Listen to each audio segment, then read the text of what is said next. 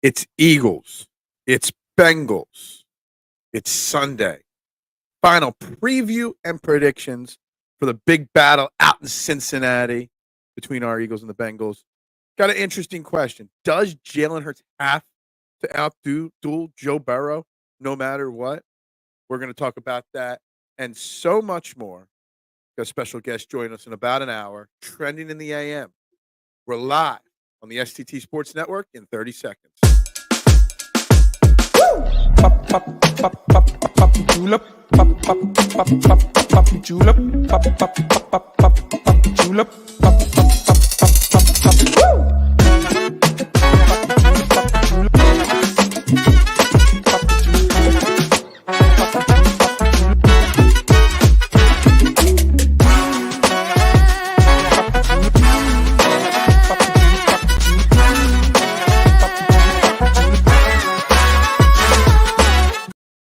And a very good morning, everybody, and welcome to Trending in the AM, right here on the STT Sports Network. We are live, Facebook, YouTube. Well, no, we're just live on YouTube and Twitter right now, guys.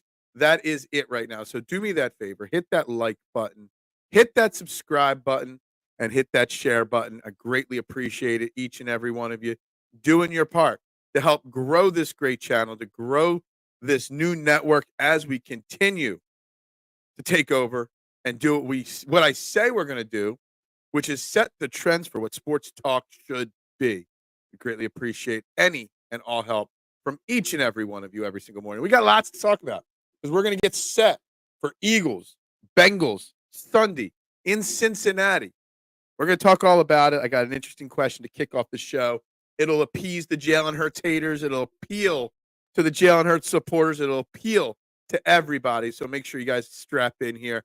I'm Phil Stiefel. You can find me on all social media platforms at Beard and Knowledge. And, well, we got some other comments already. Good morning, Adam. How you doing? Football Friday.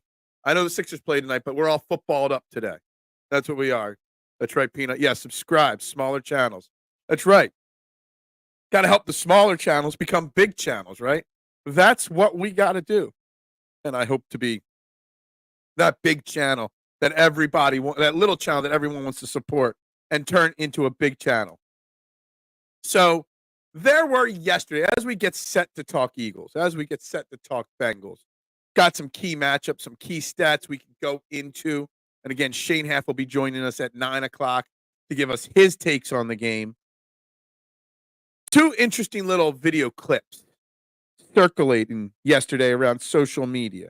One from Greg Cassell, who I respect, well-respected mind. And one from Tyrone Johnson from the best show ever. So we'll get into. I want to get into both these. One, Greg Cassell talks about how Jalen Hurts just isn't doing enough. He's not good enough, etc. And then Tyrone Johnson, basically, I'm going to paraphrase it because I love Tyrone Johnson's comment and video and question. Basically saying the results on Sunday do not matter. What matters is, and this is not his opinion, this is what he thinks the fans think. Tyrone Johnson thinks that the fans of the Eagles don't care what the result is on Sunday. All they care about is seeing Jalen Hurts outduel statistically Joe Burrow. And I think it's crazy. And I think he's spot on. I think there's a big portion of the Eagles fans, if we win a game on Sunday against the Bengals, 24-21, Saquon Barkley runs for 175 yards, and we dominate the game, but Jalen Hurts throws for 180 yards, and Joe Burrow throws for 390 yards, that it won't be good enough. And I think it's a kind of a crazy thing to think of, but I think it's true. That the Eagles, we always talk about ugly wins, and I know there's a difference between ugly wins and good wins, and there's different kinds of ugly wins. I'm not getting into that again.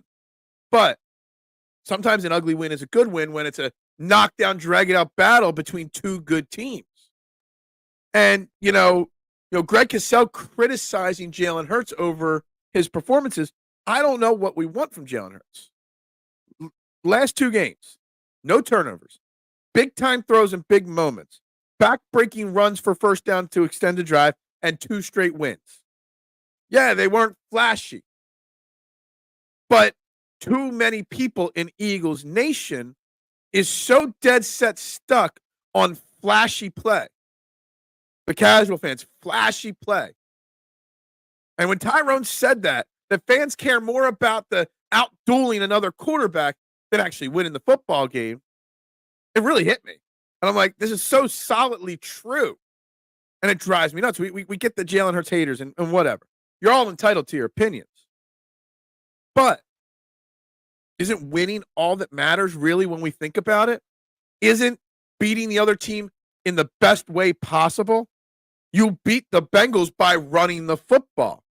You beat the Bengals by controlling the time of possession, by keeping Joe Burrow off the field. And how do you do that? You run the football, which means no flashy stats for Jalen Hurts. But there's so many people that are so concerned with passing yards and touchdowns that they don't see the bigger picture. Support your local podcast, and that's right. Thank you. Muchas gracias, Adam. Cassell just says Hurts leaves a lot of yards on the field. And he does, and I listened to the whole thing. The whole clip, like the 2 or 3 minute clip there. I get what he's saying. But again, he leaves some plays on the field, but a quarterback that's not good enough doesn't make the perfect throw to A.J. Brown. We want him to cut down on turnovers. He cut down on turnovers, 0 in 2 weeks. So, sure, 10 of 14, 100-plus yards, it's not flashy. But it was what the game dictated. It won't matter what Hurts' numbers are as long as the Eagles win. See, there's a very few minority that feel that way, Adam, I think. And, if the Eagles go out and win 24-21, Saquon dominates on the ground, Jalen Hurts has an okay game, or if the Eagles go out there and lose, say, 41-38, but Jalen Hurts throws for 349 yards, I think a portion of Eagles fans would be happier in the latter part of it because they'll see that Jalen Hurts can throw the football a lot. It's kind of crazy that I think there are a portion of fans that truly do feel that way. Have you ever watched Cassell's breakdowns? I have. I have no problem with Cassell in general. I don't watch it every week. I wasn't going to watch it this week. I saw the clip getting shared, so I felt like I needed to watch that. I get Cassell, and I get where he's missing throws. I know he missed Devontae Smith 3 times in the last 2 weeks wide open. I know he missed Saquon Barkley and Kenny G over the last 2 weeks wide open. I know he doesn't see the field, Jalen Hurts, very well at times, or a certain style of plays he doesn't see well. I don't know. I had another question pre-planned for today that has kind of gotten pushed off by this conversation, but more towards the why he doesn't work those plays or see those plays well, because he did at one point in his career. So I wanted to get into the why, but I get what Cassell's saying.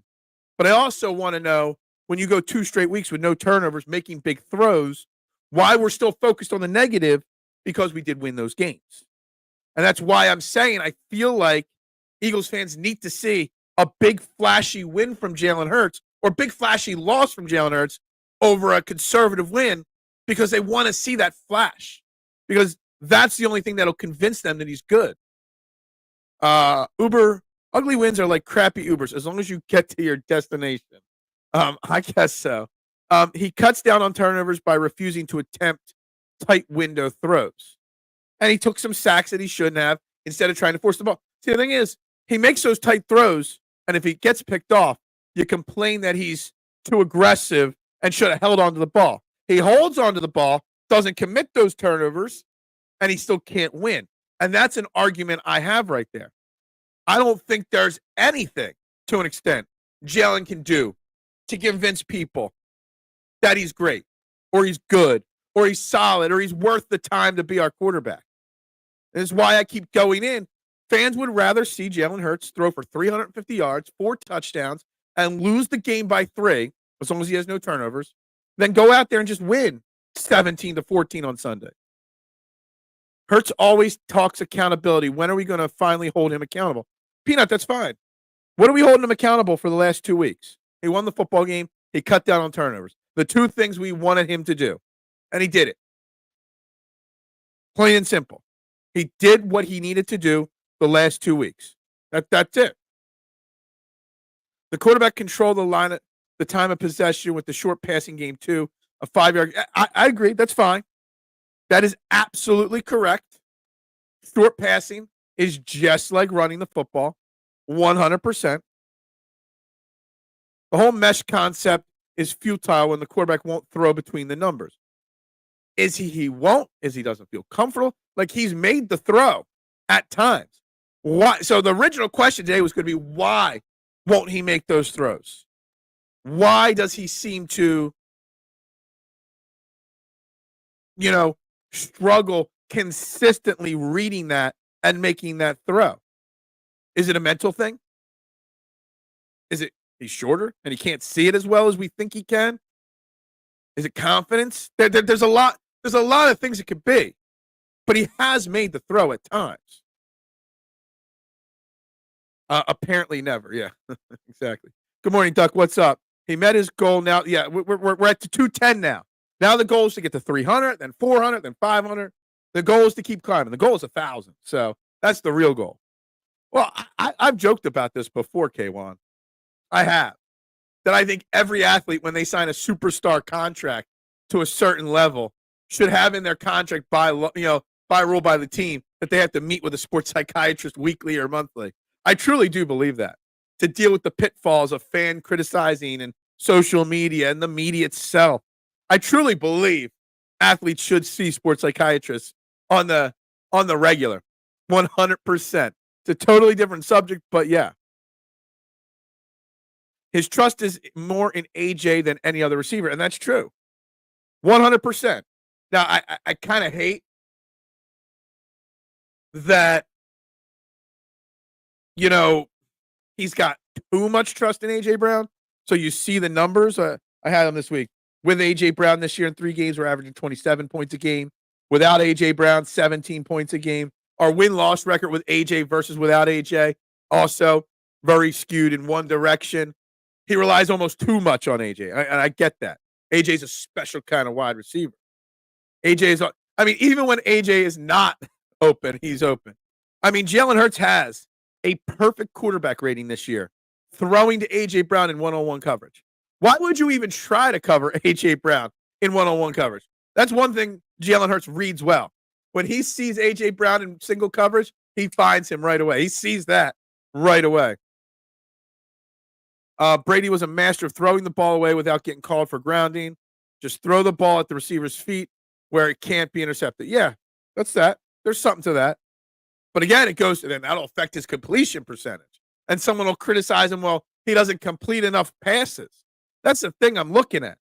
It's like, what would be good enough for fans to say, all right, Jalen's good. Now, I will say, Jalen has to be better. And I've said that. I saw a stat yesterday, and I didn't fact check this, but I saw it on a reputable site. 9 of the last 10 Super Bowl winning teams have had a top 10 passing game in the regular season. 9 of the last 10 Super Bowl winners have had a top 10 passing team. Right now in the NFL, Eagles are 22nd. Now, yes, they had A.J. Brown for 3 weeks. There's something there. But, yeah, his best he beat 2 of the worst teams, Phil. Come on, man. Why are we settling for mediocre? You leave A.J., Smitty, Barkley, and a great O-line. He should be lighting it up. Now, the Browns, maybe, because they were loading the box, and you couldn't get Saquon going. But last week with the Giants, there was no need to light it up. There was no need to throw for 300 yards. When you're rushing for 170 yards and dominating time of possession, there's no need for it. You don't want him to have to be in that position this week. The Bengals' run defense is worse than the Giants' run defense. It's somewhere around 135, 140 yards a game on the ground. They have given up 149 yards or more 4 times. They've given up over 170 yards twice this year. They've lost the time of possession almost every single week this year, and they're 3-4. So you don't have to win the game by throwing this week. That's what I'm trying to get at. You win the game by keeping the ball out of Joe Burrow's hands. And even if he does get the ball in his hands, you limit the amount of possessions for the Bengals. Joe Burrow could throw for 350 yards this Sunday, and we could still win. Doesn't mean Jalen Hurts is bad because he only threw for 189. Doesn't mean Joe Burrow is that much better just because of the stat. Now, I'm not saying Joe Burrow isn't better. I'm just, for a fact, the fact that the question is, does Jalen Hurts have to outduel Joe Burrow on Sunday to make you feel better, win or lose, no matter? And I think it's crazy. I saw Stafford last night. He checked down all of his receivers. Hurts doesn't do that. He doesn't. Not often enough, for sure. Not all fans are stat. I am so far from stat obsessed. I go by the eye test, and I see wins. So I see a high winning percentage. I'm trying to give you stats to back up my argument. You guys just come in here with no stats. We are not settling. We are setting small goals to build up. I love this comment, Duck. And I've been saying this for a while, just at the start of games. Run simple plays to get him in a groove to build his game confidence up. And as you build up his game confidence, then he'll start getting some season confidence. We are not that far removed from Jalen Hurts in 2022, leading us to the Super Bowl. Being second in MVP voting. Says something right there. Is that 27th in average or 27th in total passing? It's 22nd. I did not. I just wrote down what I saw in the tweet. They're 22nd in the league in passing. I'm assuming overall passing. No, maybe it's per game. The way it was phrased, it had to be per game, mister. 22nd per game in passing. I mean, honestly, we haven't put up that many points, the Eagles, this year. Outside of week 1, we haven't gotten to 30 points yet. So I would assume that. And also our points per game were down the 3 weeks massively that A.J. Brown wasn't out there. So the question is, does Jalen Hurts have to outduel them? Outduel Joe Burrow? And I just don't want to say it. I don't think it's necessary. If we have another game this week where Jalen Hurts doesn't turn the football over, where he makes a big-time throw when necessary, and we win the game the ugly way by running the football. When did running the football become ugly wins? There are some people, not many, that said last week was an ugly win against the Giants because Jalen Hurts only threw 14 passes, and he took 4 sacks. When did running the ball become ugly? Well, everybody wants to know what the Eagles' identity is. Well, the identity is that they win the games by running the football. You paid $35 million for Saquon Barkley. Use them. Use them and abuse them till the wheels fall off. Now, does Jalen Hurts have to be better? Absolutely. There's no doubt about it. But does he have to be better than a certain quarterback? No. He just needs to play within his limitations. Play within his skill set. That's all he needs to do. The Bengals are a beatable team. They're 3-4. They lost to the Patriots early in the season. That's all you got to know about them right there. They're 0-3 to start the season. They're 3-1 since. But all right. No, I don't want his wheels to fall off in December. I get that. I'm not saying burn them out. But when you're going up against a defense that struggles to stop the run, why wouldn't you give him the football in those games? Or him and your twin brother, Kenny Gainwell? Why wouldn't you just run until they show that they can stop it, which they've shown this year that they cannot stop the run. 170, 149, 108, 155, 175, 119, and only 77 last week against the Browns. They have literally given up all but last week's game against the Browns a massive amount of runs every single week. More cowbell and Gainwell, yeah. Why put Hurts in that position? Clean game for this team right now is more important. Integrate more motion in the plays. We have not seen much motion at all. Hell, we're integrating Ben Van Sumeren, who's even considering changing his number to be a fullback on this team. I love it. Why wouldn't we go with what's working? Motion. Under center. I formation. That's what we need. That's what wins, especially when you're going up against a team like the Cincinnati Bengals. It's a business, Phil. It's the front office signs a running back big money. The coach even better use him. Yeah. Well, they spend even bigger money on the quarterback. So there's that part of it, too. Start spreading the news. I'm leaving today. Come over to Brooklyn. Let's have a drink and watch the World Series. I wish, my man. I wish. I have even place to stay. My like I said, my sister-in-law lives up there in Brooklyn. But no, not coming in. I'm not watching the World Series. I'm not watching the Dodgers win in 4, right, Trinidad? Usually when the Eagles play that can't stop the run, they pass. That is true. That is so true, Adam. So the stats say run the ball, but they're going to come out and throw 9 of the first 10 plays passes probably, right? It is the Ben Van Sumeren love train and love affair that we're getting. We don't want to run the ball, but we do want to run the ball just to see Ben Van Sumeren, the fullback, some more. How long? K1, I was trying to think. Was John Ritchie the last time we had a real fullback? Or was Ritchie or Weaver? Who was the last fullback on the Eagles? I can't really, figure that one out there, which one it is. But we haven't had a fullback in a long time on this team. There's what? Yeah, he was asked who's his favorite fullback. He's like, Juszczyk, because it's probably the only other fullback that anybody can name in the NFL. The second most famous fullback in the NFL right now is Ben Van Sumeren. It's hilarious. I love it. That response made me physically, verbally yell out, "What?" Yeah, see, I know how to clickbait. I might say I don't clickbait, but I know how to do it. Andy used that D tackle from the Patriots one season. Did he? I don't remember. I don't remember what you're talking about there on that one, but I can't think. If you said the name, maybe I'd remember. But the pass first is a Sirianni thing. More in both Dallas and LA used run first to start the game. And that's a bigger picture issue with the Eagles on who's controlling the offense, who's controlling the game plan, who's controlling the script that plays, who's controlling after that and all that. And we can clearly see there's a divide on who's in charge of what portion of the game offensively. And that's a problem. I mean, all right, here's another way. Here's another angle to look at it about how running the ball is much more important, okay? All right, if you talk trash, I'm going to put your phone number up on the screen, Deeps.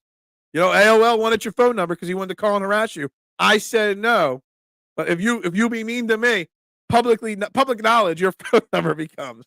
Yeah, it's good. It's not going to bother me because I don't even remember. Deeps will probably remember. Who was the defensive tackle Reed used as a fullback? Is the question of the day. Because I'm not sure. Here's another way. Reason why. Okay. The Eagles need to focus on the run and not trying to be outthink things. The Bengals only have 12 sacks on the season. 7 of them, Trey Hendrickson. Fred Johnson, run blocking, solid. Pass blocking, no bueno. So you run the ball to get Fred Johnson not to get decimated by Trey Hendrickson on Sunday. Yeah, it might mean Jalen Hurts doesn't outduel statistically Jalen Hurts or Joe Burrow. But that's all that matters is the win. In-service day, those silly in-service days. I would never do that. I was just kidding with you, my man. We are off Phil in the morning. Yeah, 8 to 9:30. That's right. Don't forget, guys, coming up in a little over half hour, Shane Haff will be joining us in this conversation. One Phil to rule them all. Yeah, that's right. What is up, Eric, the gatekeeper? Love you, my man. I saw your comment in last night's show. I hope you're well. And I hope, maybe it was a joke. I don't know, but I hope you are well, Eric. Dan Klecko. That was a long time ago. Oh, man. Dan Klecko. Okay. All right. That's right. I do vaguely remember Dan Klecko, his brief time here. Walking away, a solid win where we beat them by 10 or more points is more important. Yeah, just winning is more important. Again, when I listen, and I don't listen to the radio often, I more see clips online. When Tyrone Johnson said it, like 350 yards for Jalen Hurts to 300 for Joe Burrow, but a 3-point loss versus the Eagles winning 28-10 and Saquon Barkley rushes for 170 yards. It just doesn't make sense to me. Why it's even up for conversation. Only fullback guy remembers John Ritchie and Leonard Weaver. But Klecko did do the fullback. I do remember that. Eric, I hope you're feeling okay. Oh man, I wish it was. I check some of those comments sometimes, just so you guys know. Let's keep Eric happy by talking Eagles today. Porter Elliott was a fullback Andy Reid used from the Patriots. I don't even remember that name there. Don't remember that name whatsoever, Adam. I just don't get it. Here's another interesting thing, and it's kind of changes the subject a little bit. You know, we'll talk about whether they'll win or not in a little bit. Do we think they'll win in a little bit or not? But why? The Eagles have played the Bengals so rarely. Why do they have so much trouble with the Bengals? Last 4 games against the Bengals, 0-2-2. How do you have 2 ties against a team in the last 4 meetings? I don't know. All time in Cincinnati, they're 0-4-1. They've only played in Cincinnati 5 times, which means it hasn't been the same team every time losing out there. They just can't seem to beat the Bengals. Why is there such a randomness to that I find it so fascinating? It's not like Nick Sirianni and Jalen Hurts have lost 0-4-1 against the Bengals in the last couple of years. We're talking over eras here. It kind of drives me crazy seeing that right there. Known as Andy Reid's left-hand man. I don't remember that at all. Well, we got you, gatekeeper. We got you, my man. Could Joe Burrow, because Joe Burrow owns y'all. Joe Burrow hasn't been here for all those losses. Bengals and Cardinals. What about Bengals and Cardinals? Teams we always struggle. Oh, teams we always struggle against. Gotcha. Yeah, the Cardinals for sure as well. That is true. Like, why though? Like, it fascinates me that the randomness of a team we don't play every year, sometimes not for several years, always gives you struggles or troubles. Like, it drives me crazy. It's a weird thing. Cap hit for 24 is ranked 17th among all quarterbacks. He took a pay cut early to get all those weapons. Yeah. It's also why you can't cut him anytime soon. To be fair, the Cardinals own the Cowboys too. Yes, that's true. Smaller teams love to play y'all hard in there. It's their Super Bowl. Yeah, that is true as well. That one, the one tie was when McNabb forgot. Yeah, nobody knew ties were even possible. That drives me nuts still. To this day, I'm not over it. Not over it at all. The fact that a pro football player didn't know what the halftime or the overtime rules were. We don't see the Bengals enough, and we have a tendency to play down to bad teams. Bengals are just recently good. That might be fair. That might be a fair reasoning. The Bengals in 2020 was crazy. Did Brandon league out and call it? I don't remember that. Last time we beat Cincinnati, the only touchdown in the game was scored by Charles Johnson. Damn, there's a name. Who would have thought Charles Johnson would be in my comments today? I feel like the game plan should be the same, and I wish Nick would have a bye week on helping script plays. I was hoping Nick Sirianni had a little cold, and he was just going to take the week off and say, I'm going to let my coaches handle this week because I'm not feeling well. You know, he was obviously a little verklempt at his press conference the other day, you know, even though he turned the milk down. I was hoping he just needed a week off and we could have seen what it is. But it's just crazy to me. Now, I will say this. I saw this from Anthony DeBona. We love Anthony DeBona on this show. He did do a little deep dive. Vic Fangio has coached defense against Joe Burrow once, okay, in 2021 when he was with the Broncos, all right? And the Bengals won that game 15-10, but Vic Fangio's defense was able to hold Joe Burrow to 15-22, 157 yards, only 1 touchdown, and sacked him 3 times. And he was able to hold Jamar Chase and T. Higgins to a combined 3 catches for 26 yards. So we got that going in our favor right now. Where's Marshawn? We need his doomer energy. Him and Pumpman, right? We need the doom and gloom. That takes me back. Chris Warren led the Eagles in rushing attempts that game. Who the F is? Yeah, I remember seeing the Chris Warren comment in that game. I mean, like, who? I don't even remember Chris Warren. Do not remember Chris Warren whatsoever. Chris Warren was a good running back with the Seahawks for a few years, was he? They could have fooled me. I'm not going to fact check you on that one. I'm just going to assume that's true. But it just always confuses me so much. that a team like this is always so successful. But anyway, back to the game. Back to like a confidence feeling. Back to what we think's going to happen.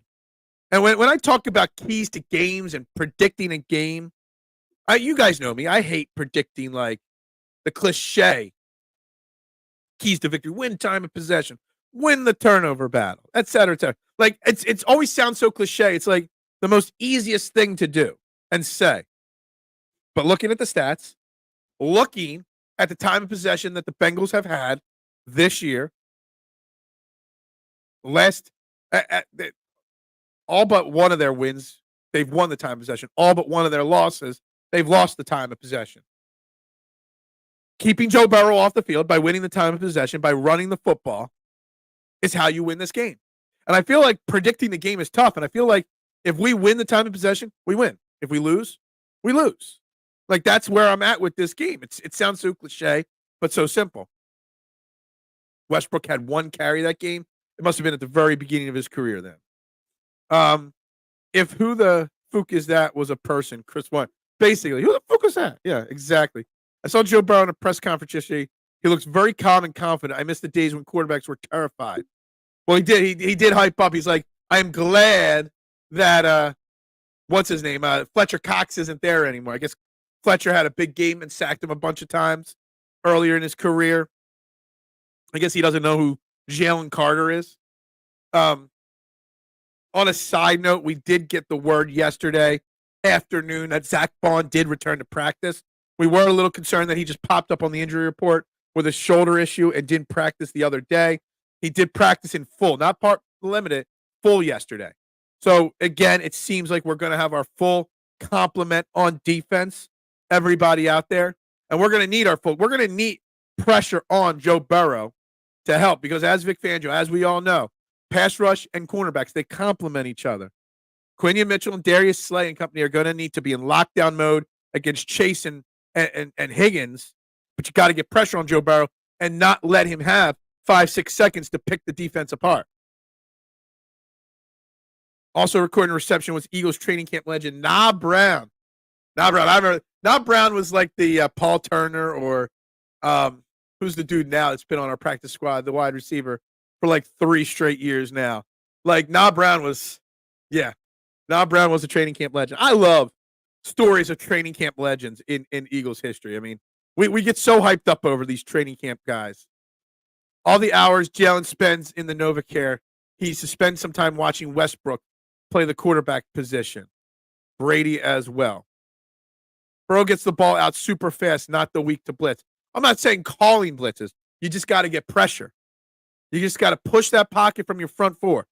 All right, Deebs. That's all. And you're not going to get to him. You're not going to sack him many times. But what you can do is push that line back into his face and then do this. Put your hands up. It's something the Eagles don't do very well in general. They don't get their arms up in the passing lanes often. That's what you got to do. You get pressure, not blitzing per se, not dialing up a 9-person blitz, all-out blitz. What I'm saying is you got to get. They didn't. I think they only had like 3 or 4 blitzes last week. They just got pressure with their front 4 or 5. That's what you got to do. I think Quinion can handle Chase. I hope he can. I don't know if this is the week he's going to get his first pick. You know, we keep thinking he's going to get his first pick against the bad quarterbacks. Maybe Joe Burrow, who's only got 2 interceptions on the season, is the one that Quinion gets his first pick off of this week. That would be the way it goes, right? Going to be a great test to see how far the defense has come since the Tampa Bay massacre, which is a similar offense, yes. And it is. But you can only beat the teams in front of you, and they built their confidence up by beating up on 2 bad offenses. So maybe their confidence is flying high, and they're going to be in the right mindset to take care of it. Look, again, the Bengals, they've put up points. They've only put up 38 points the last 2 weeks. Those Giants and Browns that we just beat that aren't that good, the Bengals barely beat them also. Let's not act like the Bengals are this super elite team. They're 3-4, barely beat the Giants and Browns. The Giants game 17-7. They gave up a touchdown, or they got their second touchdown with like less than 2 minutes left. So it was really a 10-7 game for 50 minutes of action. And the Browns, they only won by a touchdown last week. was it 21-14 or something like that? So it's not like they're lighting the world on fire. One of their other wins, they got 3 wins on the season: Giants, Browns, and Panthers. I think any average team could do that. So I don't know how much of a test it's really, truly going to be. Chase has the 18th most snaps in the slot. Big week for Cooper DeJean. Oh, I like that stat. 18th most snaps in the slot. Interesting.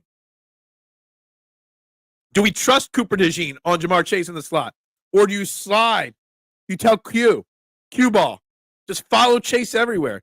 We know the Eagles don't like to play that way. Chris Warren played for the Cowboys and Eagles in the same season. That's interesting. Yeah, we're going down the deep, deep rabbit hole of Chris Warren right now, and I love it. I love it.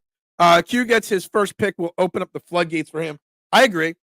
He was close to a pick every week. Yeah. It's just Chauncey Gardner-Johnson just wants to kind of keep knocking him off his perch. When a quarterback gets the ball out quick, we tend to do the opposite of pressure. We get ready for Joe's QBR rating to soar. I hope not.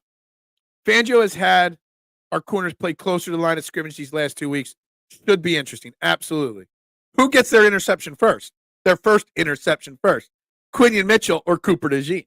I think that would be a fun little conversation to have right there. Agreed. Hurts check down takes too long because he isn't confident with his whole receiving core. And I don't get that. I don't get why he wouldn't be confident with his receiving core. He should be. He isn't. Look, the Bengals don't turn the ball over much. We don't create many turnovers. You know, it's going to be an interesting game. I think it's a really curious matchup because, again, we don't even know if the Bengals are any good or not, really. I'm not sure why or what the Bengals truly are. They're an offensive juggernaut potential because of Joe Burrow. But on the flip side, are they? I don't know. I really don't know. I just don't think he's comfortable with the new offense yet, Jalen Hurts. Again, I mean, how many times do we have to say this, K1? The last time Jalen Hurts had the same coordinator 2 straight seasons, what did we do?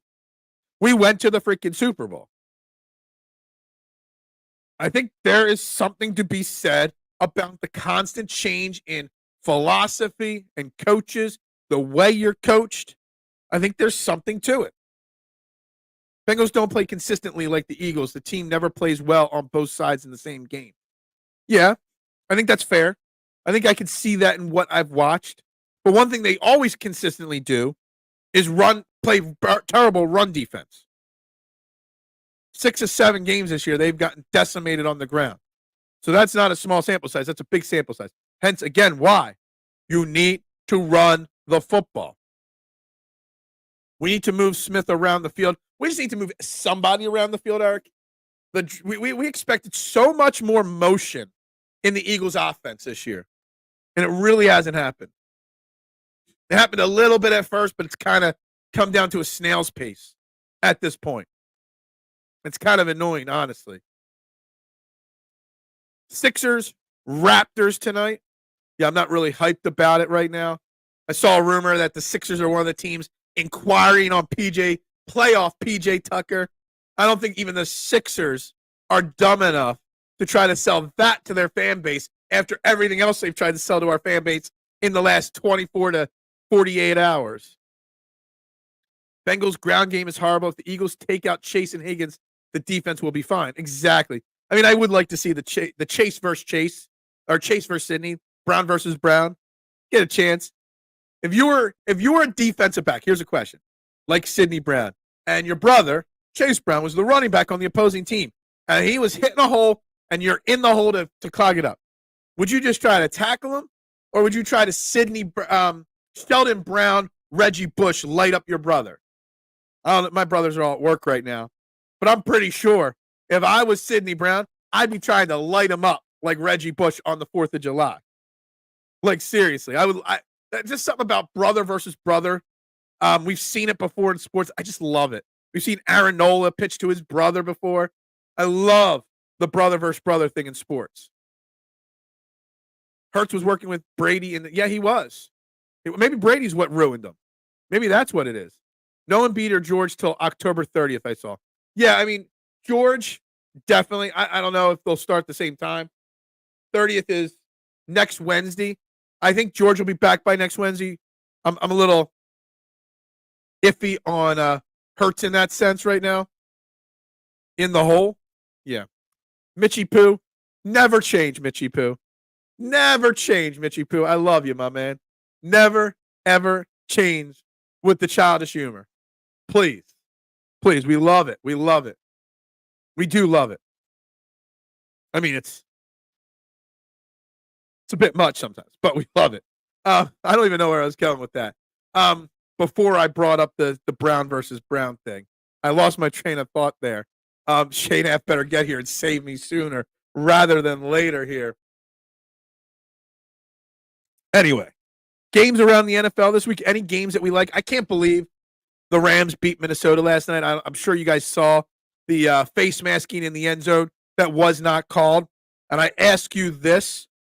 When will we start seeing more accountability on NFL refs? Yeah, the player of the Rams that did the face mask, you'll get a fine this week. But the refs, we're not going to hear anything about the refs and the blatant missed call there on that play.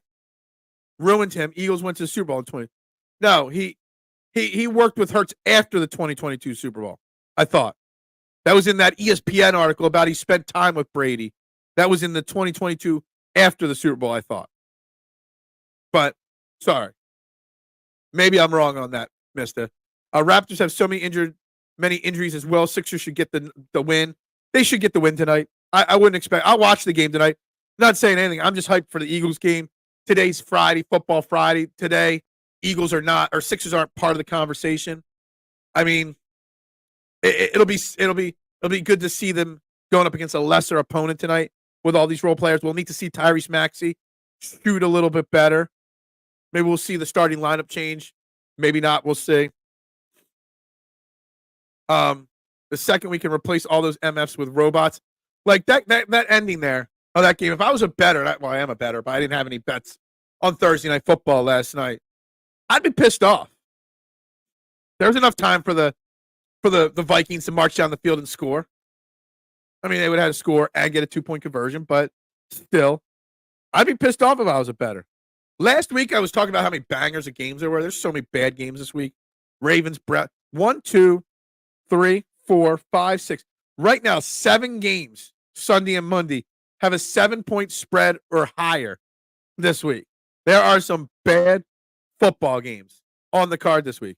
The only other game I could even remotely see being interesting is the game we got bumped from the 4 p.m. slot for, Bears Commanders, and that's only if Jaylen Brown plays. But, man, Saints Chargers, terrible. Pats Jets, terrible. Titans Lions, terrible. Ravens Browns, terrible. Chiefs Raiders, terrible. Panthers Broncos. Is anybody in Cleveland or Carolina or Denver even going to watch that game? I mean, there's bad game after bad game on the slate this weekend. And it's crazy. It is completely crazy how this has lined up this week. Completely crazy. But anyway, it all matters about whether the Eagles can come back and get the win. I'm going to ramble on here. I got the Ravens covering. The Browns I got the Browns +9 over the Ravens this week.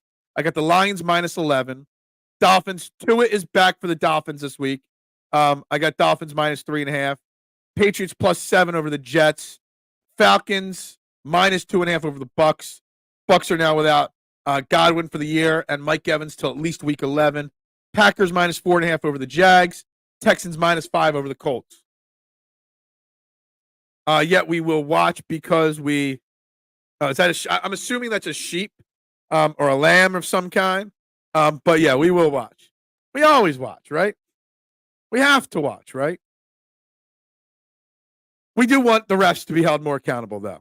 I just want to know when they get docked, when they get fined, we know about every player's fine. Why don't we know when a ref gets fined?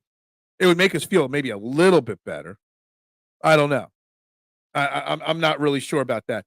I'm still not sure even what my prediction is for the Eagles game tonight. I really, or for Sunday. I really don't know. Phil, would you mind being an NFL referee? If so, which referee would you be on the sideline or middle of the field? Huh, that's an interesting one. Which ref would I want to be on the field? I don't know. I would either be the head ref, so you guys can boo me when I make a bad call. The guy, I don't know all their different names and stuff like that. Is it the umpire, the guy that stands behind the line of scrimmage, that's in charge of like holding calls and stuff like that? I'd be one of the back judges there. But again, I love offense and defensive line clashes. I'd love to have my eyes on the trenches there. Watch big meaty men slapping meat and everything. Yeah, you can clip that out, right? That Vikings game was rigged. I guess it's got to be. I mean, I guess it's the Vikings' fault that they let it stay that close to begin with. Maybe. Mitch Koff, stop saying plays can't be overturned. Yeah, it sucks. It is pretty bad the way it went out. Yes, sir, Eric. If it's wrong, change it. Yes, absolutely agree with you, ALO. He'll always be Mitchy Poo. He'll always be Mitchy Poo to all of us. It's all illegitimate. Phil likes meat. Yeah, I like big men slapping meat along the line of scrimmage. I did that for all you guys. But I know you guys would love jokes like that. Why not, right? Why not?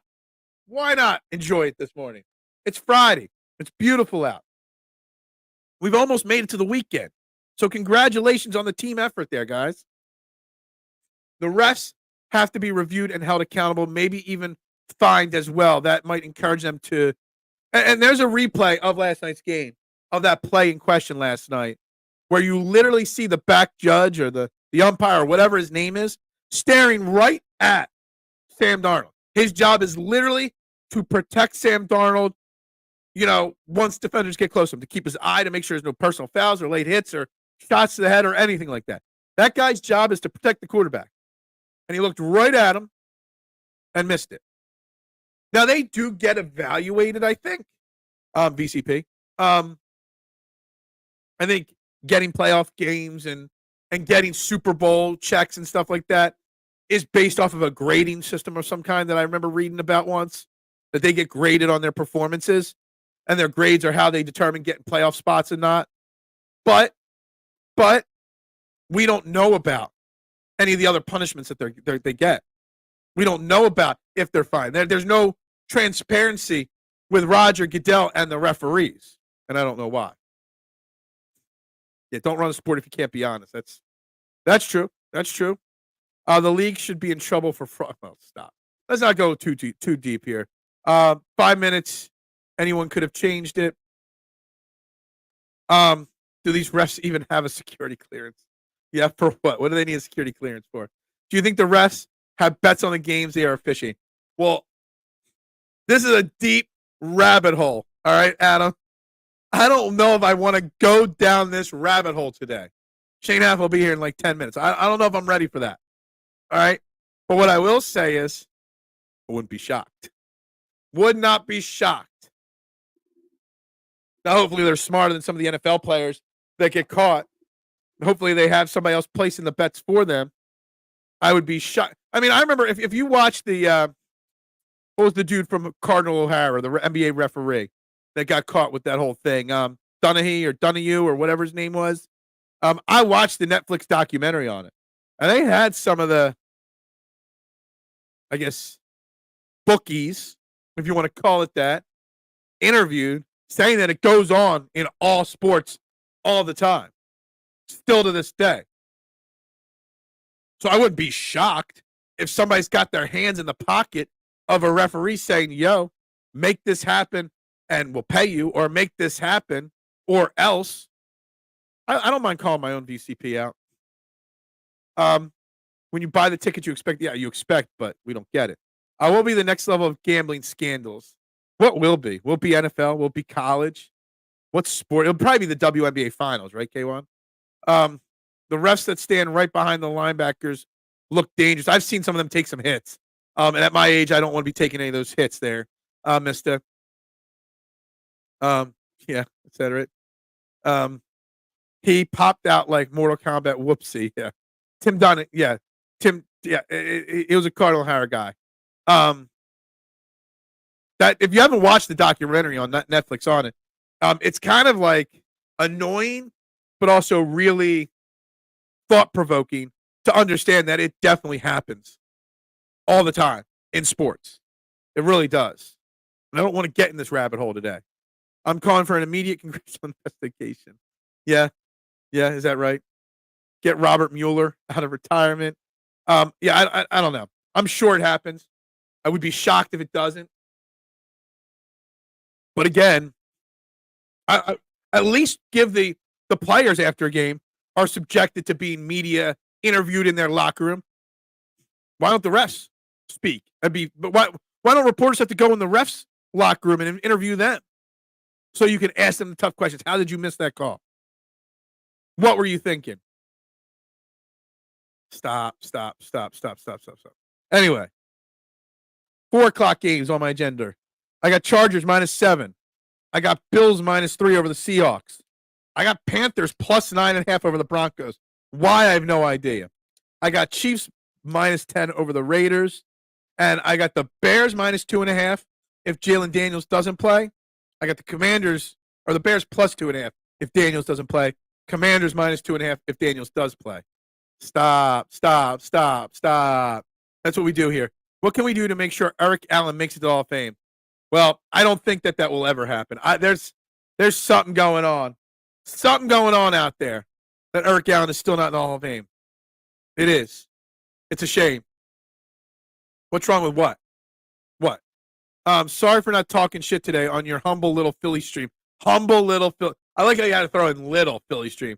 But I'm so focused on spreading the news. I'm kind of busy until it's over. I'll be back to watch the Sixers lose. I won't be live streaming tonight. I will not.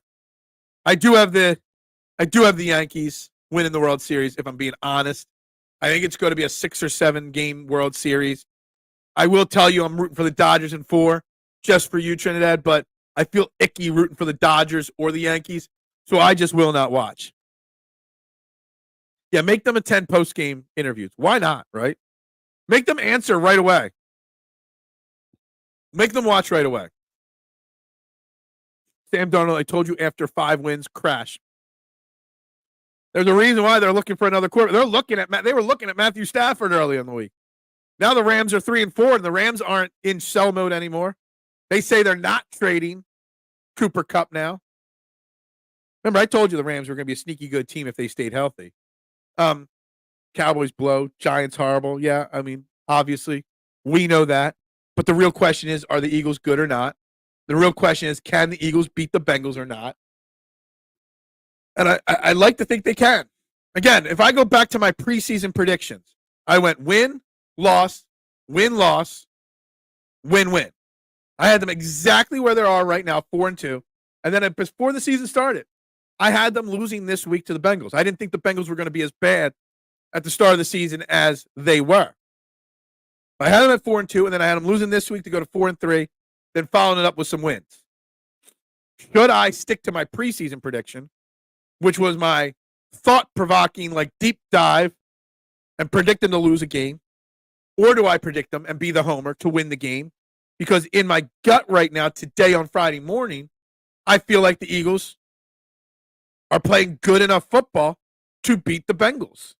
I really, truly do feel like they're playing good enough football as a team to do that. I mean, we beat the Giants and the Browns. They beat the Giants and the Browns the last couple of weeks. Please beat Bengals. Has a 62 career rating per PFF.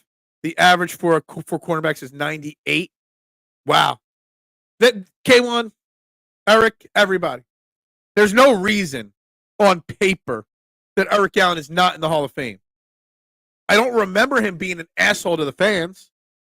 Maybe I was too young to remember if he was an asshole to the media. He never got in trouble, to my knowledge. There is something that voters have against Eric Allen. Maybe it was that the Eagles' defense just never, they were great in the regular season, failed in the playoffs. I mean, think about it. That entire Eagles defense back then was so great. Reggie White's the only guy from that team really in the Hall of Fame. I don't understand why Eric Allen's not in the Hall of Fame. Is one of life's great mysteries. I know, obviously, why Pete Rose isn't, but Eric Allen is not that kind of guy. It makes literally no sense that Eric Allen is not in the Hall of Fame. It's shocking. It really, truly is. Yeah, it's pretty good. It's a pretty good number, yeah. 6 Pro Bowls. Back when making the Pro Bowl actually mattered too, right, K1?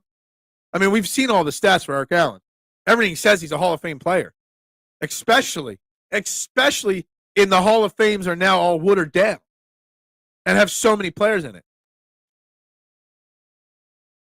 It literally makes no sense why Eric Allen, nobody can give me a single reason why Eric Allen is not in it. Again, didn't do anything wrong ever in his career.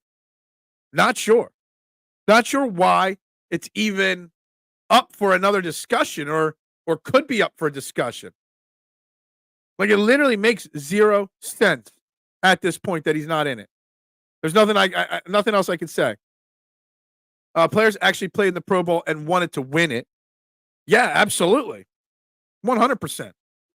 They actually tried to win and play in the Super Bowl or in the Pro Bowl. And it meant something. It was an honor back then. Now it's just a contract bonus. Greatest cornerback in Eagles history. I mean, maybe. Quinion Mitchell might be, actually. I love Quinion Mitchell. But yeah, no, Eric Allen is the greatest cornerback in Eagles history for sure. It's just a metric they use, Eric. I don't pretend that, I don't understand the PFF or PLFs or whatever else they are. PFR. I don't understand how they come up with any of their numbers. We know Eric Allen was an elite cornerback. Maybe they like Philly's start at as hot as a 23-year-old. What that does that even mean? I don't even know what you're talking about that. I don't even know what that means right there. You say what I don't know what you're talking about. I don't. No clue what you're talking about right there. Guys, you're watching Trending in the AM right here on the STT Sports Network. Please hit that like button, that subscribe button, that share button. Hit the bell, turn notifications on.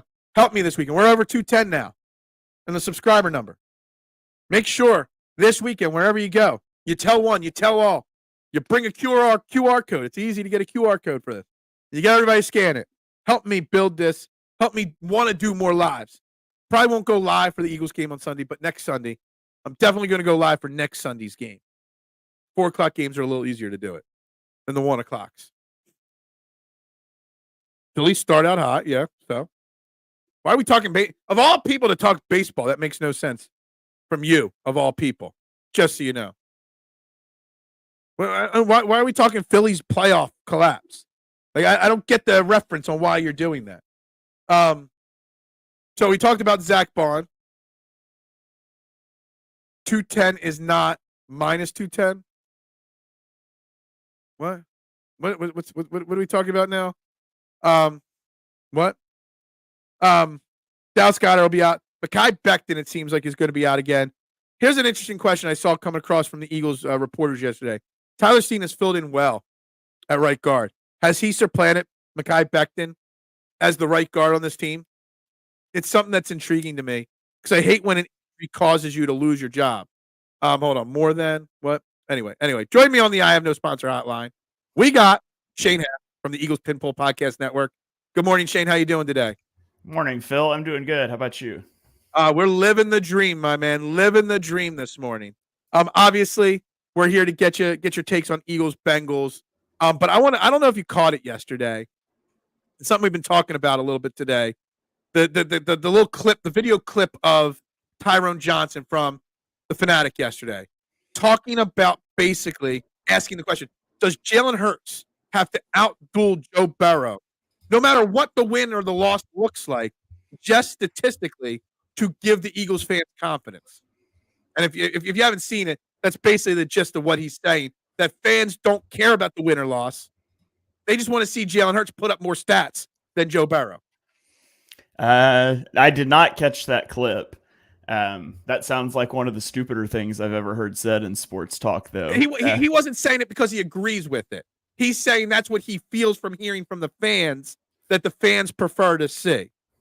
Yeah, I think you're always going to have a vocal group of people online that are displeased no matter what happens with the Eagles. If Jalen Hurts comes out and throws for 300 yards and you lose to the Bengals by a field goal, you're going to have Eagles fans on Twitter like, why didn't they run the ball with Saquon Barkley and control the clock? Like there's so much, like, people just are never going to be fully happy about any outcome from an Eagles game unless it's winning a Super Bowl. And I don't know, even then we might still find something to complain about.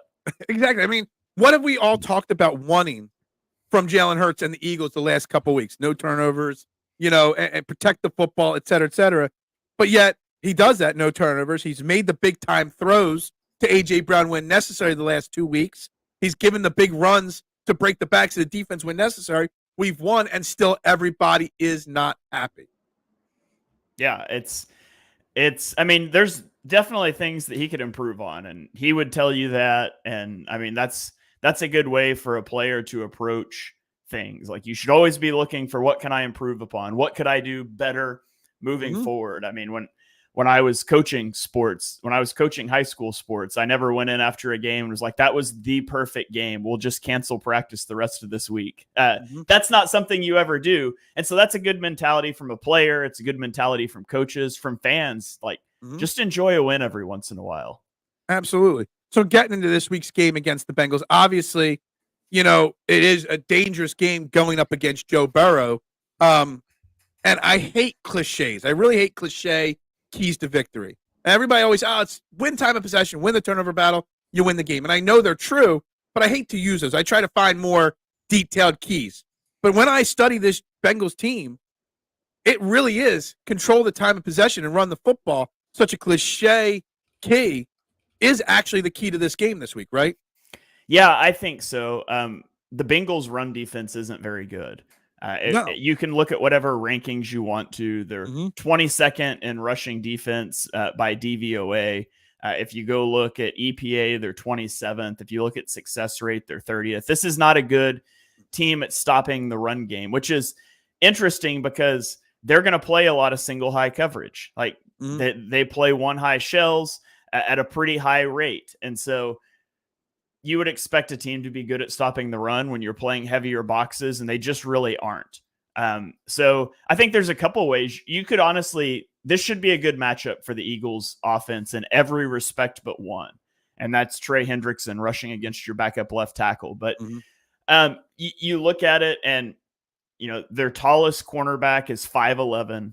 And so you're going to have guys one-on-one that are 5'10", 5'11" with A.J. Brown when you want to take your shots outside.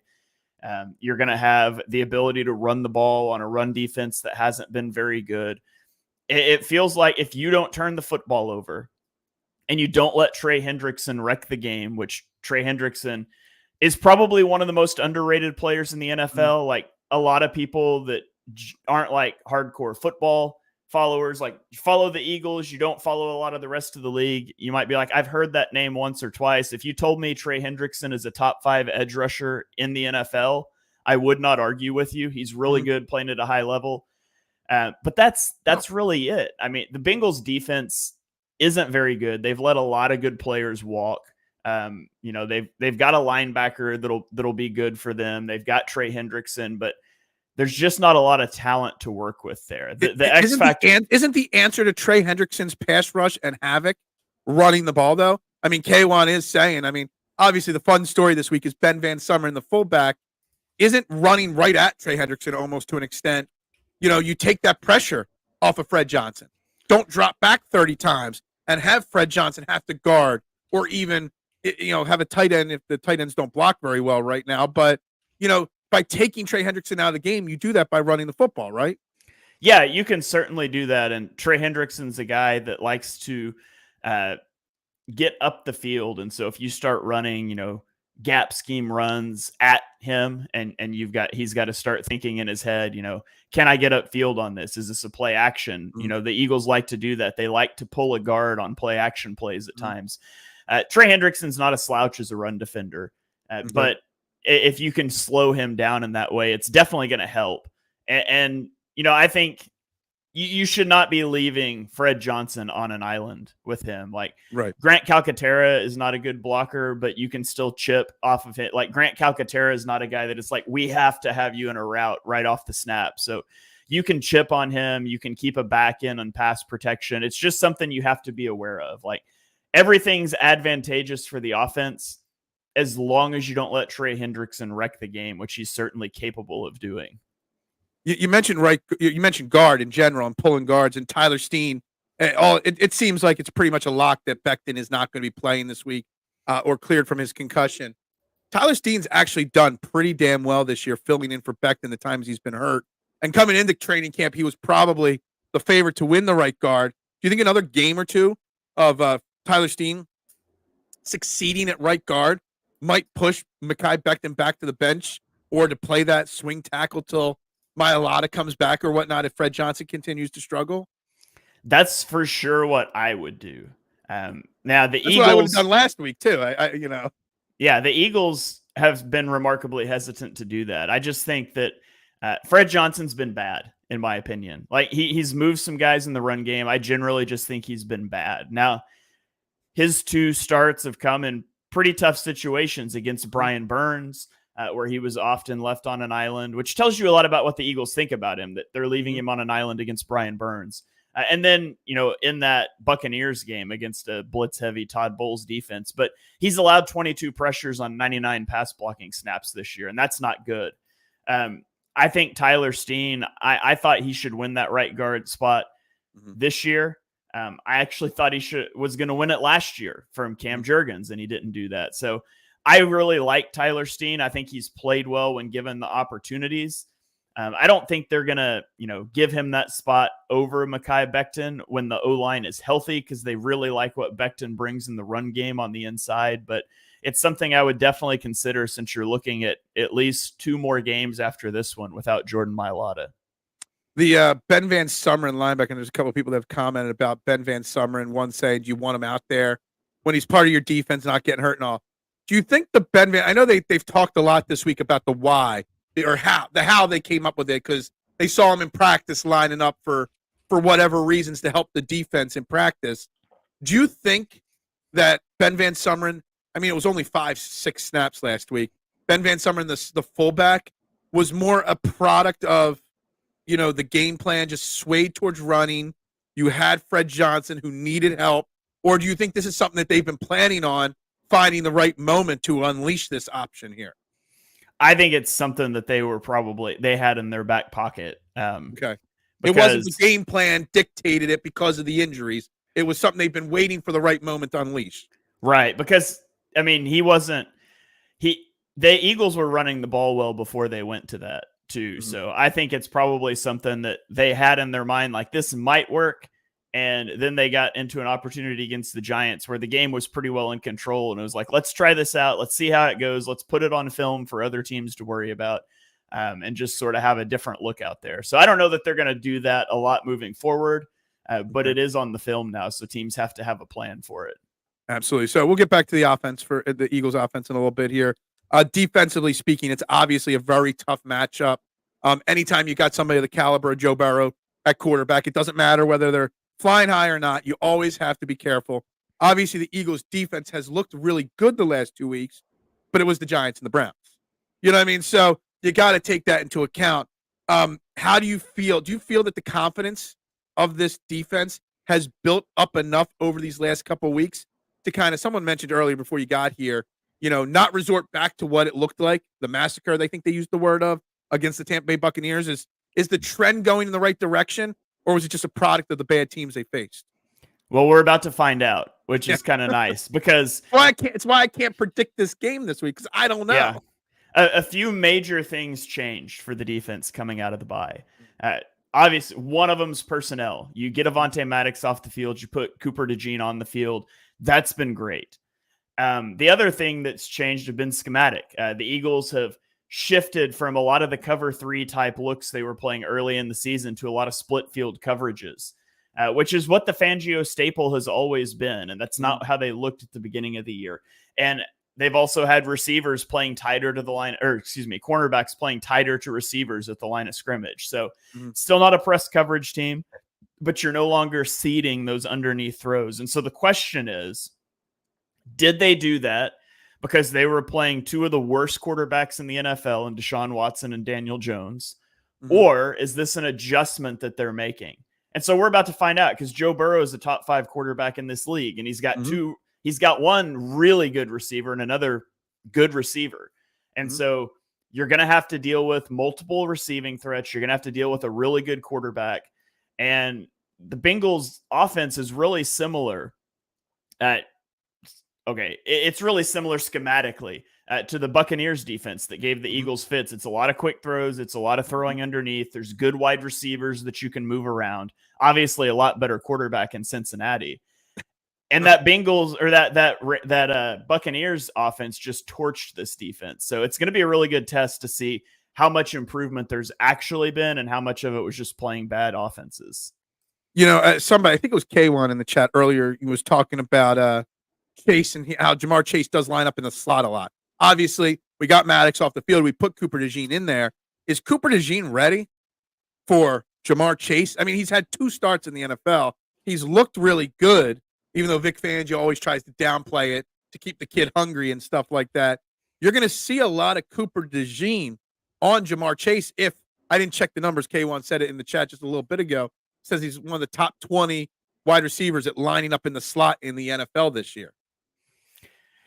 That's a good question too. He's in the slot on about a third of his snaps. And so you need a plan for that. One of the things, the Bengals like to put him in the slot at times, or they like to go 3-by-1 and put him on that one receiver side in a condensed split. And so, he's got that in-breaker, out-breaker options. And if I was the Eagles, I would definitely be bracketing him on those condensed sets. And so you can do that a lot of ways. You can play man coverage, but have your, instead of having your safety play a deep half field, you can have him play a quarters technique, which basically makes him take anything vertical or in breaking. He picks that up. And so you've sort of got 2 eyes on Jamar Chase. It's something the Eagles did with Tyreek Hill a lot when they played the Dolphins last year. And so you definitely want to have an eye on that. But for the most part, Joe Burrow wants to get this ball out fast. He's got a 2.72 second time to throw this year. His average depth to target is, I don't know if you want to say in the bottom or the top half.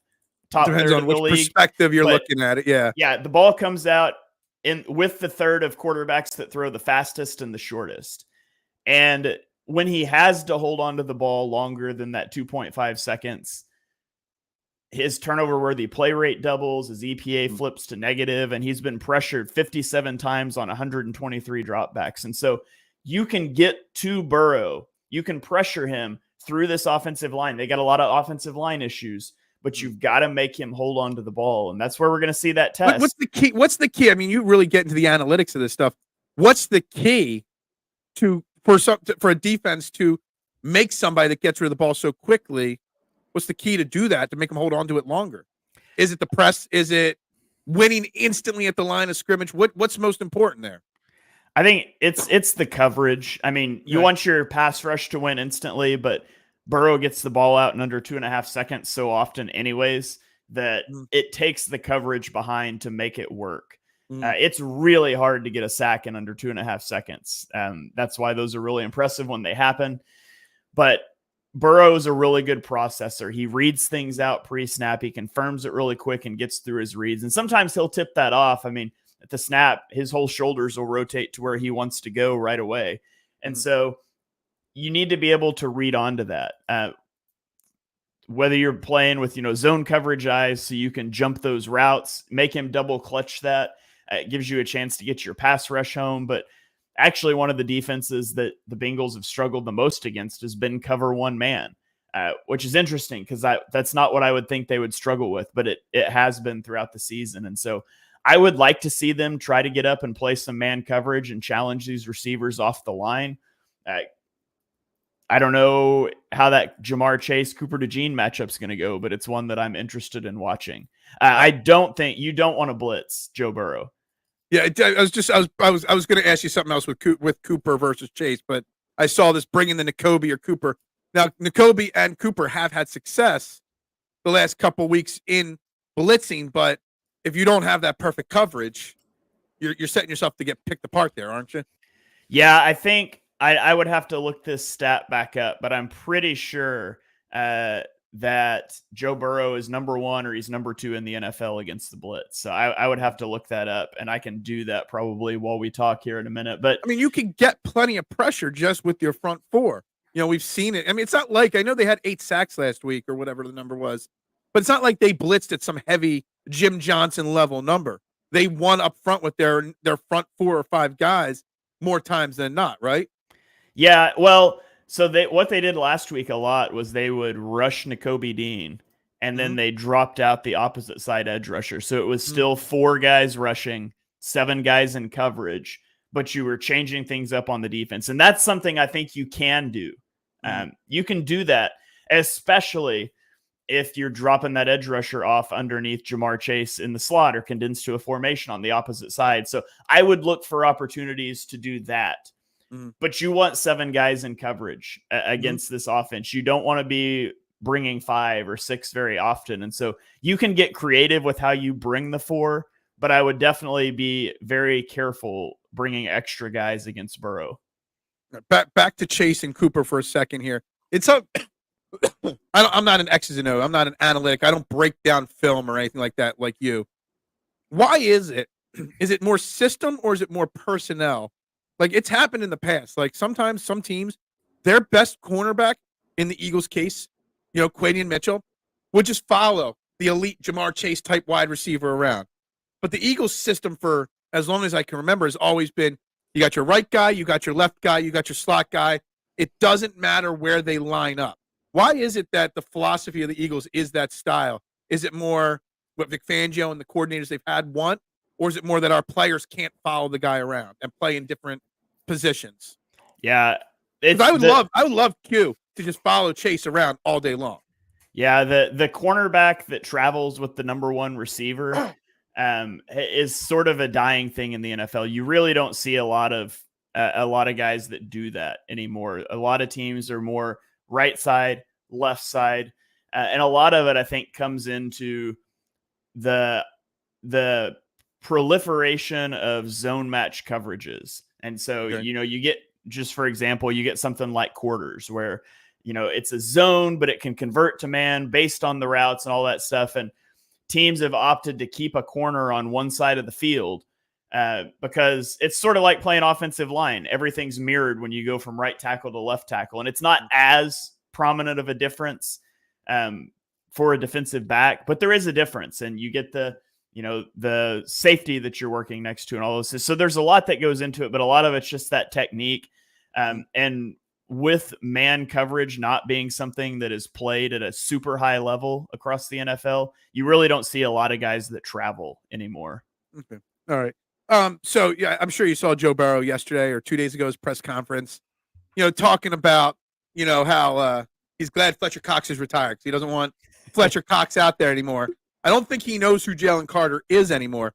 But through 7 weeks of the NFL season, 6 games for the Eagles, thoughts on Jalen Carter and Jordan Davis, considering Jordan Davis played a grand total of 12 snaps last week, which I know was some, you know, game flow, but also I think there's more to it than the Eagles let on.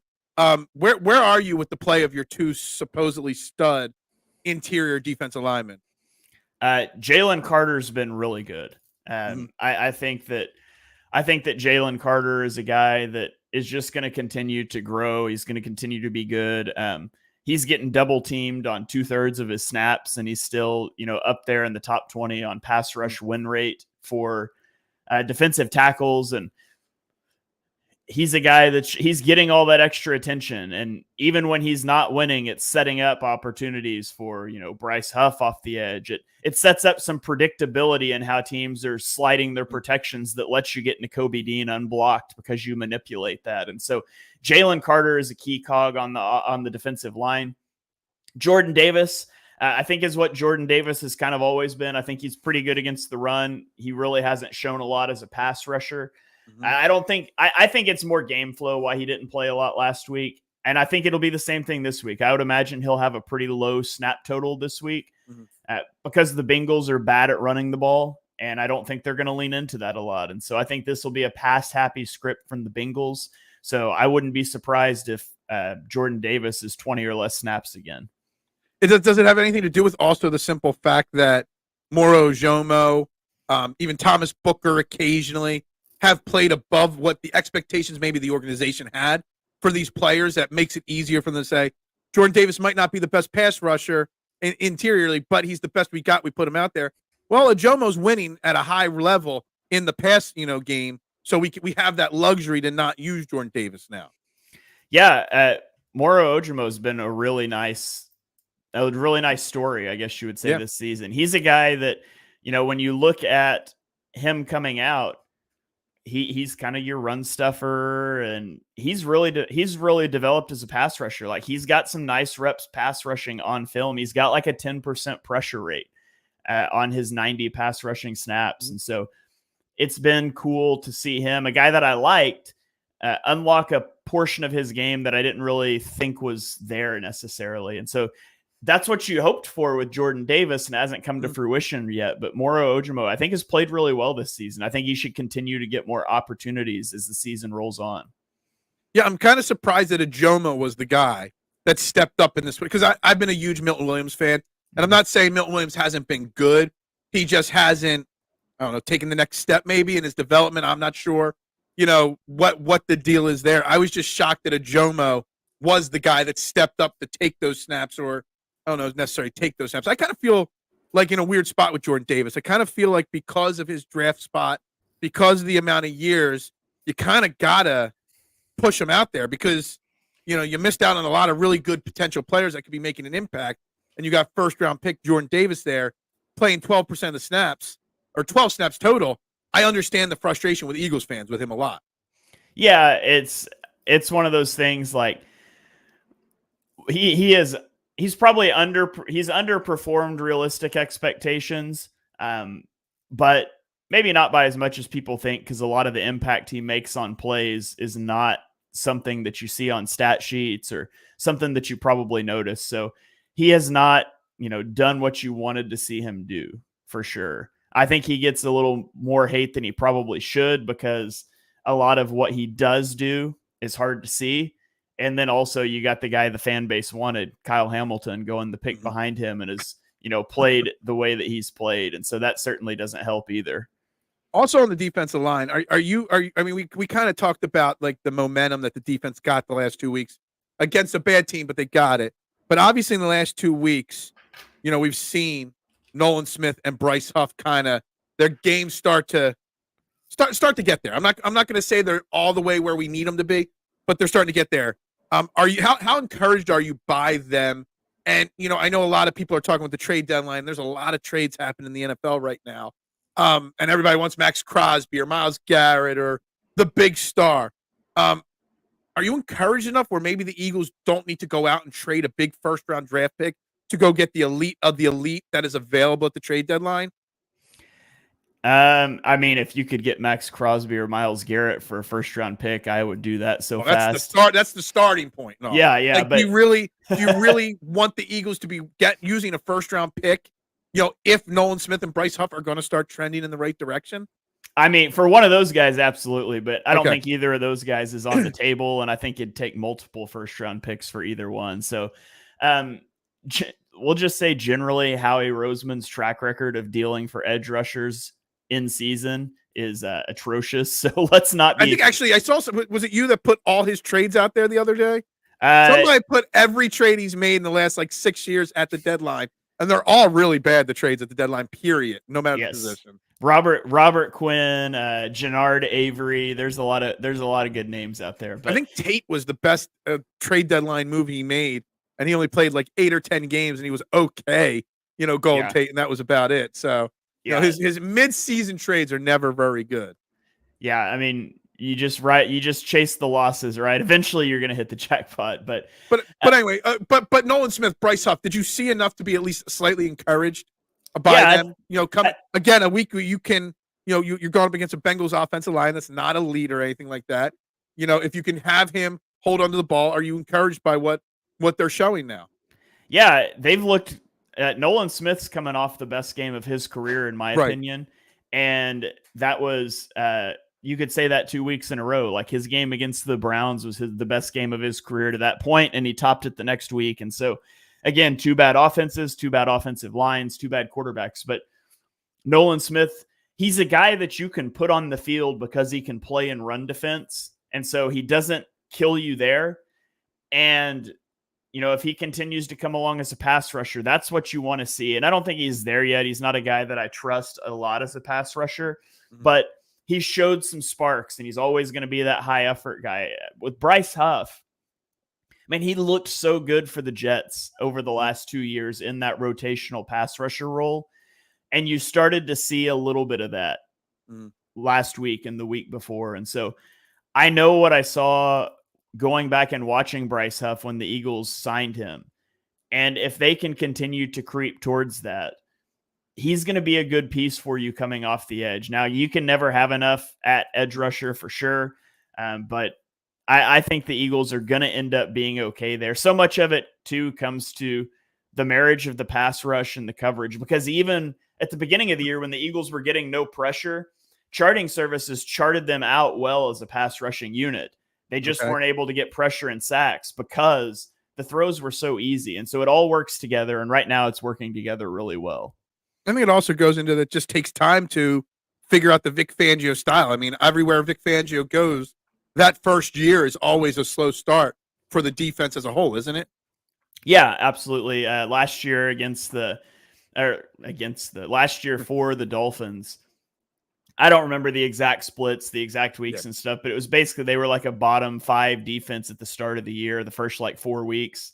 And after that, they were like a top 10 defense. Now, Jalen Ramsey started the year injured and came back. That certainly helps. But they also lost so many guys off of their defense down the stretch and still played really well. So that's certainly an element of it.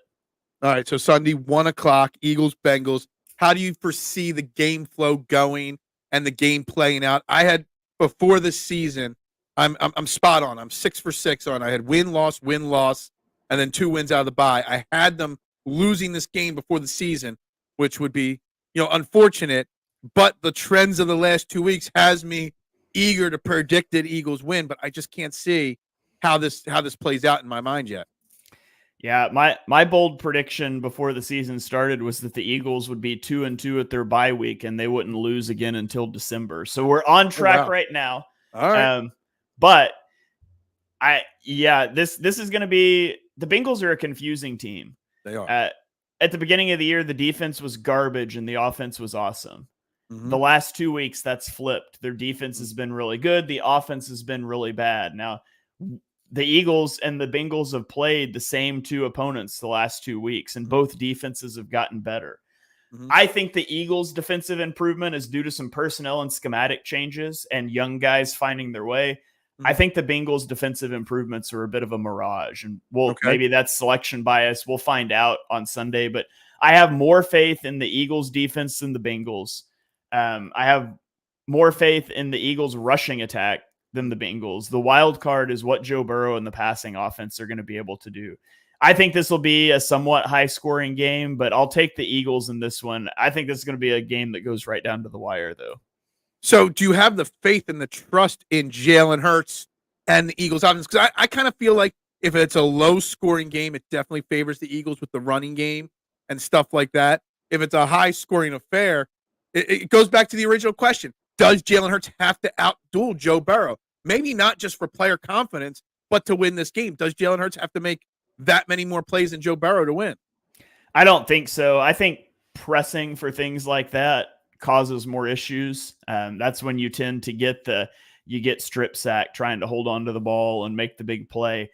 I think it's really important that the Eagles play within their offense. Mm-hmm. I think you take the advantages the defense gives you. And, like we said at the top, that the Bengals are not a good run defense. So you should be running the ball. The Bengals aren't going to run the ball much. They're going to be trying to throw the ball all over the field.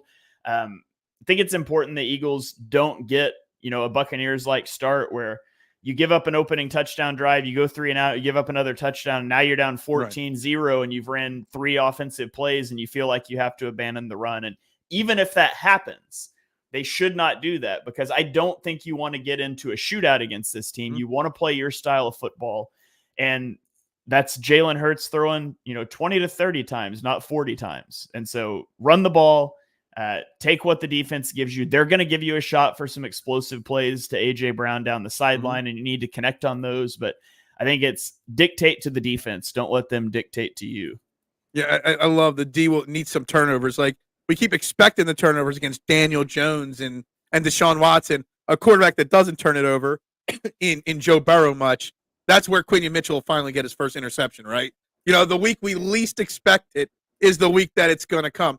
I truly believe if the Eagles win the time of possession, if the Eagles, come out and run the ball effectively, that they can win this game. But I think if it's a game where it's 38-35, 35-31, that it just doesn't favor the Eagles enough. So I don't like to make 2 predictions, but I kind of feel like if it's the 47.5 is the over-under. If the under hits, the Eagles win the game. If the over hits, I'm on the fence on what I feel is going to happen. Yeah, I think that's a fair way to look at it. And it just goes back. It all goes back to playing your style of football. Like, that's what you have to be able to do. And, the Lions do that. The Lions use the run to set up everything, and they're really good at it. And that's what the Eagles should be doing as well. And it's what they've done at times over the course of the season. It's something that they just need to continue to do moving forward. All right, guys. We're going to get ready to wrap this up. We've already hit overtime on the day today, and I got to get to work. Guys, make sure you find Shane Haff on social media at Shane Haff NFL, but also the Eagles Pinpool Podcast Network, wherever you find podcasts, Spotify, all the great places. And they have their own YouTube channel as well, at Eagles Pinpool as well on Twitter. Make sure you check it out. They're doing great work over there. Shane, I hope you have a fantastic weekend. Guys, I hope everybody in the chat has a fantastic weekend. We've made it to the weekend. It was a team effort, guys. So go Birds, and bubbles up to y'all. Pop, pop, pop, pop, pop, julep. Pop, pop, pop, pop, pop, julep. Pop, pop, pop, pop, pop, julep.